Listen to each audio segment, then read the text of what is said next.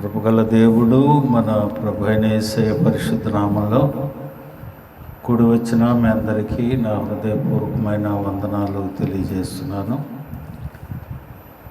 కొద్దిసేపు దేవుని మాటలు విందాం. పరిశుద్ధ గ్రంథము నుండి మొదటి సమూయేలు గ్రంథము 26వ అధ్యాయము 25వ వచనాన్ని చదువుకుందాం.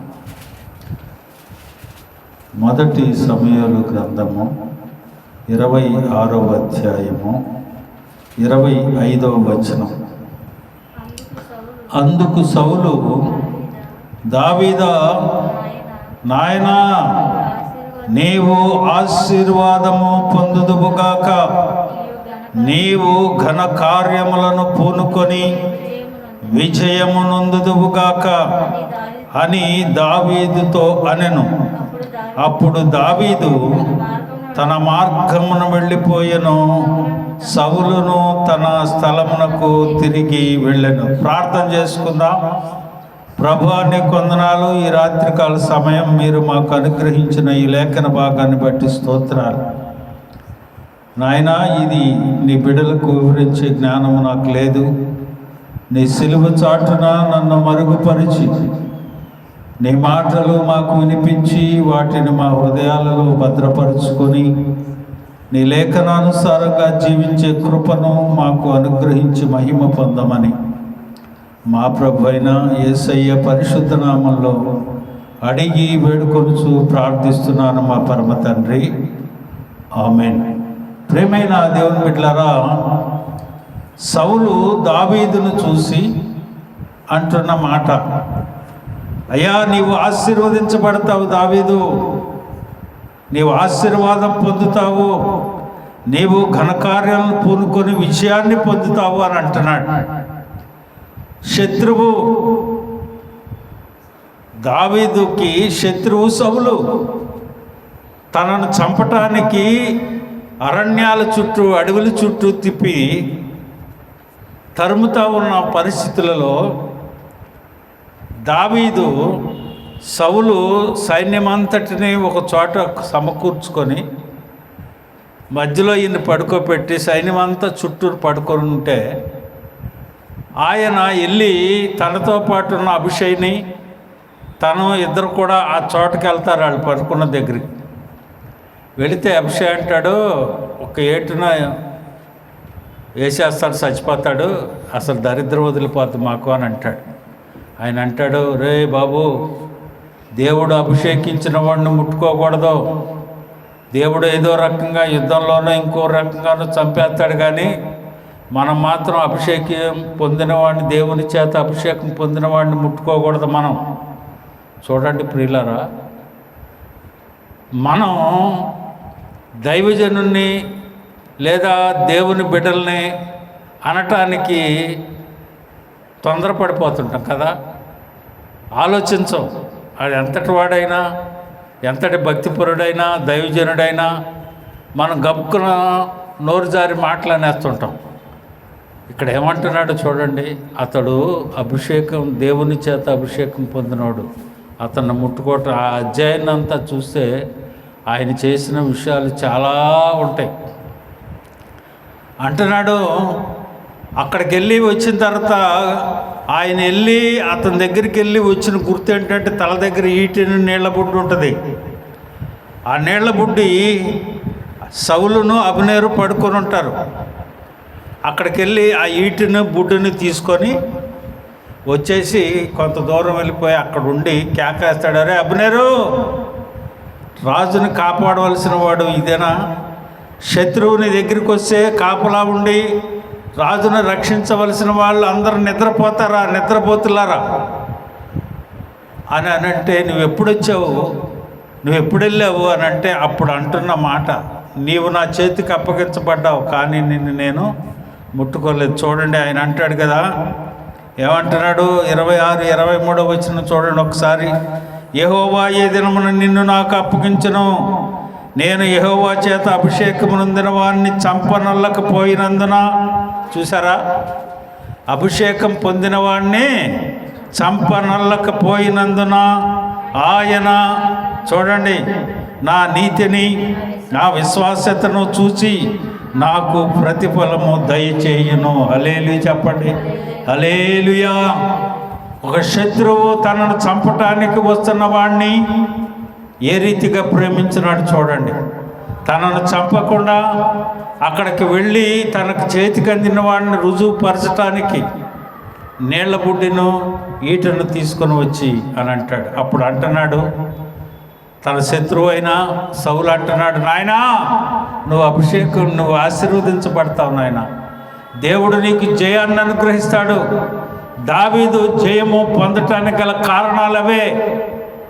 శత్రువునైనా ప్రేమించగలిగే అంత మనస్తత్వం కలిగినవాడు, తన ఇష్టానుసారమైన మనసు కలిగినవాడు, తన ఉద్దేశాలను నెరవేర్చినవాడు, తను కోరుకున్నవాడు. ఆయన అంటాడు, నేను కోరుకున్నవాడు ఇతడే అని అంటాడు. ప్రియమైన దేవుని బిడ్డలారా, ఈరోజు దేవుని సన్నిధిలో దావీదు విజయం పొందటానికి గల కారణాలు ఇవే. శత్రువునైనా ప్రేమించటానికి మనసు కలిగిన వాడు, దేవుని ఇష్టానుసారుడు, తన ఉద్దేశాలను నెరవేర్చేవాడు. అంతేకాకుండా ఆయన అంటున్నాడు విశ్వాసము కలిగిన వాడు. ఆయన అంటున్నాడు కదా, విశ్వాసమును బట్టి, నా నీతిని బట్టి దేవుడే నాకు విజయాన్ని సమకూరుస్తాడు. చూడండి, మనం నమ్మి బాప్తీసం పొందినంత మాత్రంలో మనకు విజయాన్ని దేవుడు సమకూర్చడు. దేవుడు మనకు విజయం ఎలాగిస్తాడు అన్న విషయాన్ని దావీదు ద్వారా మనం నేర్చుకోవాలి. అన్ని విషయాల్లో దేవుడు దావీదును ఆశీర్వదించాడు. విశ్వాసం కలిగిన వాడు, నీతిని అనుసరించి నడిచేవాడు. చూడండి, నమ్మకస్తుడు. చూడండి, సమూయేలు 17:47, 17వ అధ్యాయము 47వ వచనాన్ని చూడండి. మొదటి సమూయేలు గ్రంథము 17వ అధ్యాయము 47వ వచనం. అప్పుడు యెహోవా కత్తి చేతను ఈటి చేతను రక్షించువాడు కాడని ఈ దండు వారందరూ తెలుసుకొందరు. యుద్ధము యెహోవాదే, ఆయన మిమ్మును నా చేతికి అప్పగించునని చెప్పాను. హల్లెలూయా చెప్పండి, హల్లెలూయా. ఎంతట దృఢమైన నమ్మిక కలిగిన వాడు ఒక బాలుడైన దావీదు అంటున్నాడు, 40 దినాల నుంచి ఫిలిస్తీయుడైన గొల్యాతు ఇశ్రాయేల్ ప్రజను అల్లాడిస్తూ ఉన్నాడు. ఆయన అంటూ ఉన్నాడు కదా, యెహోవా కత్తి చేత ఈడ్చి చేత రక్షించేవాడు కాడు. ఈ దండు వారందరూ తెలుసుకునేటట్టు యుద్ధము యెహోవాదే, ఆయన మిమ్మును మా చేతికి అప్పగించును. అంత నమ్మకంతో ఒక బాలుడండి, 1000 మంది సైన్యము చేయలేని పని ఒక బాలుడు వచ్చి ఛాలెంజ్ చేస్తున్నాడు ఎదురుగుండి శత్రువుతోటి. విశ్వాసము, నమ్మకము, నీతిని అనుసరించినటం, దేవుడు ఈ కార్యము చేస్తాడనే నిశ్చయత కలిగిన వ్యక్తి కనుక అన్ని విషయాలలో దేవుడు దావీదునకు విజయం కలుగు చేస్తూ ఉన్నాడు. హల్లెలూయా. చూడండి, మళ్ళీ రుజువుపరుస్తానంటున్నాడు. 46వ వచనం, సమూయేలు అదే పై వచనం. ఈ దినమున యెహోవా నిన్ను నా చేతికి అప్పగించును, నేను నిన్ను చంపి నీ తల తెగనెత్తును. ఇశ్రాయేలీలో దేవుడు ఉన్నాడని లోక నివాసులందరూ తెలుసుకున్నట్లు నేను ఈ దినమున ఫిలిస్తీయుల యొక్క కళేబరములను ఆకాశ పక్షులకు భూమృగములకు ఇత్తును. చూడండి, ఒక రుజువు చెప్తున్నాడు, చంపేస్తాను నిన్ను, ఆకాశ పక్షులకు ఆహారంగా వేసేస్తా. ఎక్కడండి బాలుడు? ఎక్కడ? గొల్యాతు ఎక్కడ? 6 మూరల జానుడు ఉన్నాడు. ఏమో బాలుడు, చేతిలో కత్తి లేదు, ఈటి లేదు, యుద్ధాలు లేవు, డాళ్ళు లేవు, యుద్ధ డ్రెస్సు లేదు, ఏమీ లేదు. ఎంత ఛాలెంజ్ చేస్తున్నాడు చూడండి, ఎంత నమ్మకం కలిగి ఉన్నాడు చూడండి. ప్రియమైన దేవుని బిడ్డలారా, భూమి మీద బ్రతికినంత కాలము ఏదో అంటారు చూసారా, కాకిలాగా కలకాలం బతికే కంటే హంసలాగా 3 దినాలు బతికినా చాలని. ఆ బుడ్డోడు అంత ఛాలెంజ్ చేస్తా బ్రతుకుతున్నాడంటే, అంత ఛాలెంజ్ చేసి ఫిలిస్తీయులను అల్లాడిస్తున్నాడంటే, మిమ్మల్ని చంపేసి ఆహారంగా వేస్తాను కాకులకి గేదలకు అంటాడు. ప్రియమైన దేవుని బిడ్డలు, ఎంత నమ్మకం. దావీదుకి విజయాన్ని చేకూర్చింది ఇవే. ప్రియమైన ఒక శత్రువే అంటున్నాడు, దేవుడు నీకు విజయాన్ని చేకూరుస్తాడు నీ నీతిని బట్టి, నీ విశ్వాసతను బట్టి, నీ నమ్మకాన్ని బట్టి. ప్రియమైన దేవుని బిడ్డల, తర్వాత నిరూపణ చేశాడు చూడండి. అన్నాడా, కాకులకి గెద్దలు కాస్తారని తల నరుకుతారన్నాడు, ఆ నిరూపణ చేస్తున్నాడు. ఒకటి నమ్మకాన్ని ఇచ్చాడు, రుజువు చూపిస్తానన్నాడు, తర్వాత నిరూపణ ఇస్తున్నాడు. చూడండి 17:50 వచనం చూడండి. దావీదు ఫిలిష్తీయుల కంటే బలాఢ్యుడై, ఎవరికంటే బలాఢ్యుడై? ఒక బొడ్డోడు ఫిలిష్తీయుల కంటే బలాఢ్యుడు ఎట్టయ్యాడండి? దేవుని చేత అభిషేకం పొందిన వ్యక్తి, దేవుడు కోరుకున్న వ్యక్తి, తన ఇష్టానుసారుడైన వాడు, తన ఉద్దేశాలను నెరవేర్చేవాడు అంటున్నాడు. దావీదు ఫిలిష్తీయుల కంటే బలాఢ్యుడై ఖడ్గము లేకయే ఒడిసెలతో రాతితోనూ ఆ ఫిలిష్తీయుని కొట్టి చంపాడా లేదా? అన్నాడా లేదా? యుద్ధం యెహోవాదే అన్నాడా లేదా? నేను చేయట్లేదు, యుద్ధం యెహోవా చేస్తాడని అంటున్నాడు. ఒక బాలుడండి, ఒక బాలుడు, చిన్న పిల్లోడు, తన దేవుడు ఈ కార్యము నాకు నెరవేర్చి తీరుతాడు అన్నాడు. మీకు చెప్పాను, నేను చాలాసార్లు చెప్పాను. ఒక అతను కైకలూరులో మన చిగురుకోటలో మేము మన ఒక ఫంక్షన్, ఒక కూడికి ఏర్పాటు చేశారు. కూడికి ఏర్పాటు చేసినప్పుడు ఏంటి అని వెళ్తే ఆ కుర్రాడు ఫెయిల్ అయ్యాడు, ఇంటర్లో ఫెయిల్ అయ్యాడు. ఫెయిల్ అయితే ప్రార్థన పెట్టుకున్నాడు. వీడి ఉద్దేశం ఏంటి?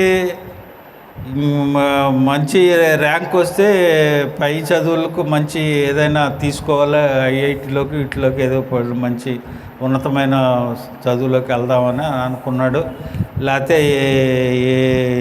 ఇందులోకి ఇంజనీరింగ్ ఏదో చదువుకోవాలనుకున్నాడు. ఆడు అనుకున్నాడు.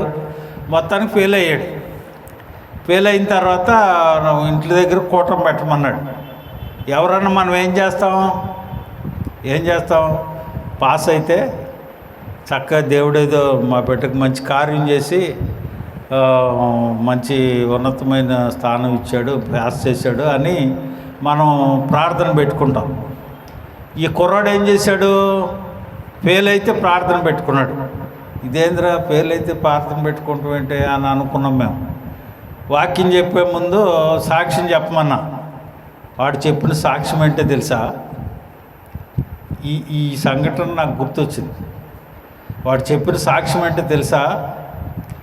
ఏమన్నాడంటే, దేవుడు ఎందుకు నన్ను ఫెయిల్ చేశాడంటే, నాకు నేను అనుకున్న దానికంటే అత్యున్నతమైనది దాచిపెట్టాడు కాబట్టి, ఇప్పుడు నేను పాస్ అయితే తక్కువ స్థాయిలో ఉంటాను కాబట్టి నెక్స్ట్ టైము దేవుడు ఇంకా మంచి మార్కులతో నన్ను పాస్ చేసి ఉన్నతమైన స్థానంలోకి తీసుకెళ్తాడు అని చెప్పాడు.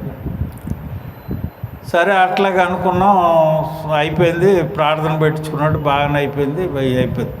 వీడు అనుకున్న దానికంటే ఎక్కువ మార్కులు వీడికి మార్కులు వచ్చి వీడు చదువుకి ఎక్కడికి వెళ్ళాడు? డెహ్రాడూన్కి వెళ్ళాడు. ఎక్కడికే? డెహ్రాడూన్కి వెళ్ళి డెహ్రాడూన్లో చదువుతున్నాడు. వీడికి వచ్చిన మార్కులకి అక్కడ ఫ్రీ సీట్ వచ్చింది. ఆడికి కాలేజీలో చదువుతుండగానే కాలేజీ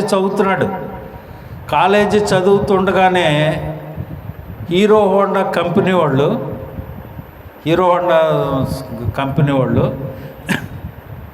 వీడి అడ్రస్ కనుక్కొని వాళ్ళ తల్లిదండ్రుల దగ్గరికి వచ్చి అగ్రిమెంట్ చేసేసుకున్నారు. మీ అబ్బాయి ఇక్కడికి రాడు, ఇంకా ఆడు చదువుకుంటే మా కంపెనీలో జాయిన్ అయిపోతాడు, నెలకి 3 లక్షలు ఉద్యోగం జీతం ఆడికి, ఇంకా అక్కడే ఉంచేసుకుంటాం. ఆడి స్కిల్స్ చూడండి. ఎవరికైనా ఎప్పుడైనా చదువులో నైపుణ్యత చూపేవాడు ఎప్పుడూ పాడవడం. వాడికి కంపల్సరీ ఆ నైపుణ్యత తగినట్టు ప్రతిఫలం పొందుకుంటాడు. వాడిని అప్పుడు ఆ రోజుల్లోనే 3 లక్షల రూపాయలు అంటే ఇప్పుడు ఎంత ఉంటుంది వాడి జీతం? సుమారుగా తీసుకెళ్ళిపోతే వాడు ఏం చేశాడు తెలుసా? అక్కడి నుంచి అట్టే ఇంటికి రానేకుండానే వీళ్ళ తల్లిదండ్రులు వాడితో ఫోన్లో మాట్లాడే, అరే బాబు ఇది పరిస్థితి ఇలాగైంది అని అంటే, సరే అంటే హీరో హోండా కంపెనీ అంటే మంచి కంపెనీ కదా అని వెళ్ళిపోయాడు. వాడు దాదాపుగా 2-3 ఇళ్ళు కొన్నాడు కైకిలూరులో. కుర్రోడు ఎవడు ఫెయిల్ అయిన ప్రార్థన పెట్టించుకున్నాడు. హల్లెలూయా. మనం ఏం చేస్తాం? అన్నీ మనకు అనుకూలంగా ఉన్నప్పుడు దేవుడు మనకు కార్యం చేస్తాడనే ముందే ఇక్కడ దావీదు అంటున్నాడు, నిన్ను నాకు అప్పగిస్తాడు, నేను వేసేస్తాను, నీ తల నరికేస్తా, నీ కళేబరాలని గద్దలకి వేసేస్తాను అని అంటున్నాడు. ఎంత నమ్మకము, ఎంత కలిగిన వ్యక్తి, రుజువుపరిచే వ్యక్తి, నిరూపణ ఇచ్చేవాడు. అంతేకాదు శత్రువు యొక్క మరణాన్ని చూడండి. 17వ అధ్యాయం 51వ వచనాన్ని చూడండి. వాడు బోర్లా పడగా, ఎవరో గొల్యాతు, వాడు బోర్లా పడగా దావీదు పరిగెత్తుకొని పోయి ఫిలిష్తీయుని మీద నిలుచుండి వాడి కత్తి వరదూసి, ఎవడ కత్తి? ఈయన దగ్గర కత్తి లేదు, చచ్చిపోయినోడి దగ్గర కత్తి తీశాడు. దానితో వాడిని చంపి వాడిని తల తెగవేసి ఫిలిష్తీయ సూర్యుడు చచ్చుట చూసి పారిపోయారు. అప్పుడు దాకా 40 రోజుల వరకు తొడగొడుతున్నాడు, రండి రండి రండి అని. మీరు ఎంతమంది వస్తారు? రండి, నేను ఒక్కడే వస్తా అన్నాడు. చిన్నపిల్లోడు, బాలుడైన దావీదు చేతిలో హతమార్చబడ్డాడు. చెప్పాడా నీ తల నరికేస్తానని? అలాగే తల నరికి తీసుకొని శత్రువు మీద జయం, శత్రువు మరణాన్ని చూపించాడు. చూడండి, తర్వాత దావీదుకి విజయం అని అంటున్నాడు. 52వ వచనం, 52. అప్పుడు ఇశ్రాయేలు వారును యోధా వారును లేచి జయము జయమని అరుచుచు లోయ వరకు, షరాయరైమునకు, ఎక్రోను వరకును, మార్గమున గాతు ఎక్రోను అను పట్టణముల వరకును కూలిరి. అంటే జయము జయము జయము అంటున్నారు. చివరికి దావీదుకి గౌరవం దక్కింది. 18వ అధ్యాయం 7వ వచనం చూడండి పక్కనే. 18:7 ఏమన్నారు? స్త్రీలు ఎదురెళ్ళారు. దావీదు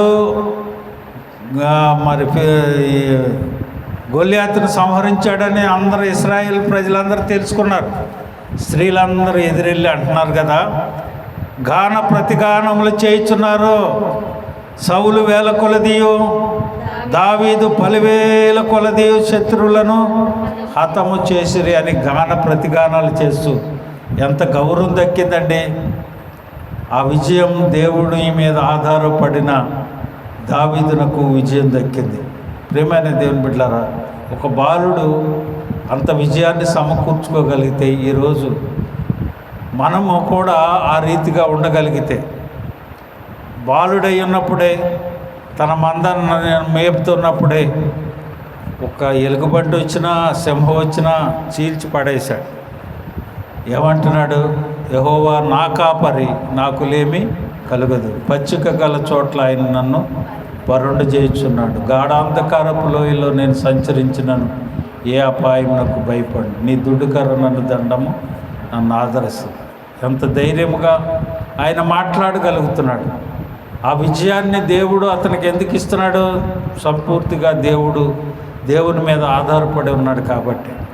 ప్రియమైన దేవుని బిడ్డలారా, విశ్వాసం కలిగిన వాడు, నీతిని అనుసరించేవాడు, నమ్మకం కలిగిన వాడు, రుజువుపరచడానికి దేవుడు ఈ కార్యం చేస్తాడని రుజువును, నిరూపణను, శత్రువుని మరణాన్ని, అలాగే దావీదు విజయాన్ని, దావీదు యొక్క గౌరవాన్ని, ఇంత విజయాన్ని దేవుడు దావీదునకు అనుగ్రహించాడు. కనుక ప్రియమైన దేవుని బిడ్డ, ఈ రాత్రికాల సమయం దేవుడు దావీదుకు అనుగ్రహించిన జయము మనకు కూడా అనుగ్రహించునుగాక. అందరూ తల్ల వంచండి.